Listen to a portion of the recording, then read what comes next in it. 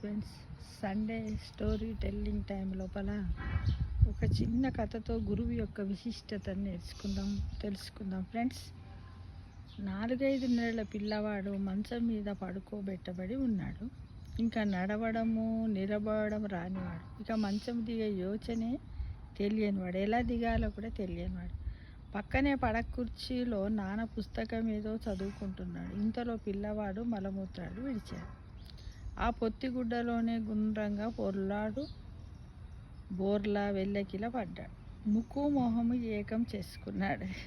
దాంతో బురదలో చేపపిల్లల తపతపా కొట్టుకుంటున్నాడు. చివరికి తన మురికి తనే భరించలేక కెవ్వుమని ఏడుపు లంకించుకున్నాడు.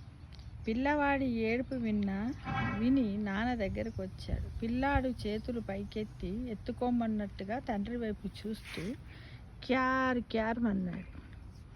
మలమూత్రాలు ఒళ్ళంతా పూసుకుని దుర్గంధభూయిష్టంగా ఉన్న కొడుకుని నాన్న చూశాడు, కానీ ఎత్తుకోలేదు. అంతలో పిల్లాడి ఏడుపు విని అమ్మ కూడా పరిగెట్టుకొచ్చింది.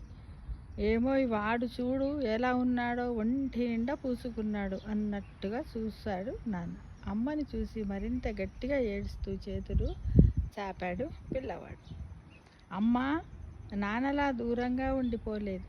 ఒక్క ఉదుటున వచ్చి ఎత్తుకుంది. స్నానాల గదికి తీసుకెళ్ళి బీటేసుకుని కూర్చుంది.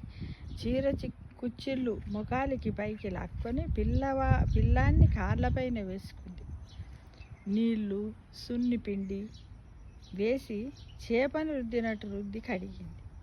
పొడి తువ్వాల పెట్టి ఒళ్ళంతా తుడిచింది. పరిమళాలు విరజిమ్మే గంధపు పొడులేవో రాసింది.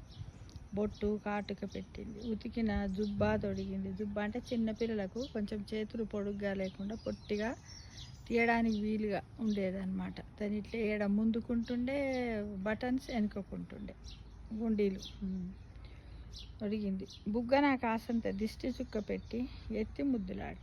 పిల్లవాడు ఏడుపు ఆపి కిలకిలా నవ్వుతూ ఉండగా తెచ్చి నాన్న చేతికి ఇచ్చింది. చదువుకున్న పుస్తకం అవతల పెట్టి కొడుకునెత్తుకుని, నాన్నా నా తండ్రే నా బంగారు కొండే, నానా నా తండ్రే నా కన్నయ్యనే నా బంగారు కొండే అంటూ ముద్దులాడాడు. పిల్లవాడు పరమానందంలో మునిగిపోయాడు. భగవంతుడు నాన్న లాంటివాడు. మనం మురికిగా ఉంటే ఎత్తుకోడు, దగ్గరికి రానివ్వడు.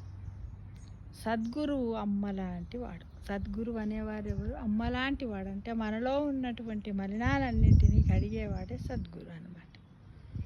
మన దోషత్రయాన్ని అంటే మల విక్షేపణలను దూషించడు. మన ఈశనత్రయాన్ని అంటే దాన పుత్ర చూసి ఈసడించడు. వాసనాత్రయానంటే వాసనాత్రయాన్ని చూసి వద్దకు రావద్దని వారించడు. మన అహంకారాన్ని చూసి అసహించుకోడు. ఓపికగా మన చిత్తాన్ని శుద్ధి చేసి మన అహంకారాన్ని అణచివేసి మనల్ని వదలగొట్టి ఈర్ష్య అసూయల్ని దాటించి నిర్మల విశుద్ధుల్ని చేసి భగవంతునికి ప్రీతిపాత్రుల అయ్యేటట్టుగా చేస్తాడు. ఎందుకంటే తారతమ్య సాంద్రత సమము కానిదే ఒక పదార్థము మరో పదార్థములో కలిసిపోదంటుంది బౌద్ధిక శాస్త్రం. యాజ్ పర్ సైన్స్, ఫిజిక్స్లో మనకు చెప్తారు తారతమ్య సాంద్రత అనేది వస్తుంది. బ్రహ్మం ఎంత నిర్దిష్టమో అంత నిర్మలమైతేనే తప్ప బ్రహ్మ స్వరూపులము కాలేమంటుంది గీత. ఏది? భగవద్గీత.